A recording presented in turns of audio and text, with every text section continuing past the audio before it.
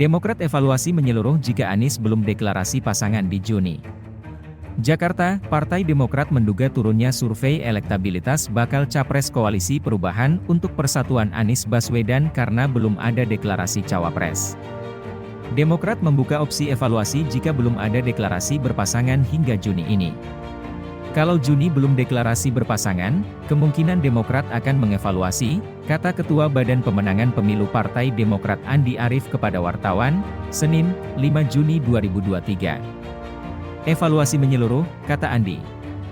Indikator Politik Indonesia sebelumnya merilis elektabilitas calon presiden menjelang pemilu 2024. Hasilnya, Ketum Gerindra Prabowo Subianto berada di posisi teratas, Ganjar kedua dan Anies ketiga.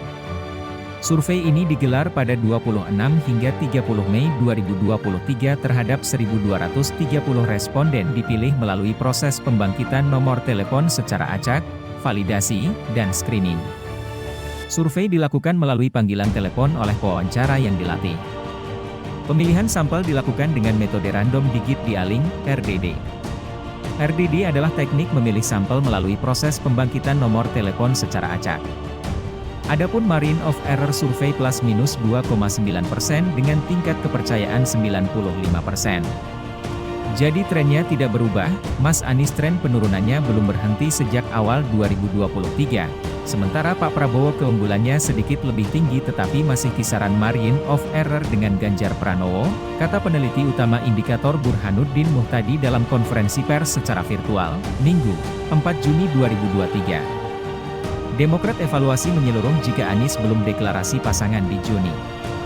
Jakarta, Partai Demokrat menduga turunnya survei elektabilitas bakal capres koalisi perubahan untuk persatuan Anies Baswedan karena belum ada deklarasi cawapres. Demokrat membuka opsi evaluasi jika belum ada deklarasi berpasangan hingga Juni ini.